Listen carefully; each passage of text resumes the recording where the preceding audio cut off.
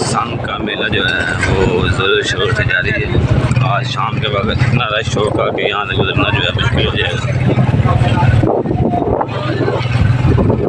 ابھی جو ہے 10-11 بجے کا ٹائم ہے. دکانیں لگنی شروع ہو گئی ہیں. ہڑپہ شہر میں مٹھائیاں لگ چکی ہیں. بوریاں بھی آ گئے ہیں, ٹوپیوں والے, مٹھائیوں والے.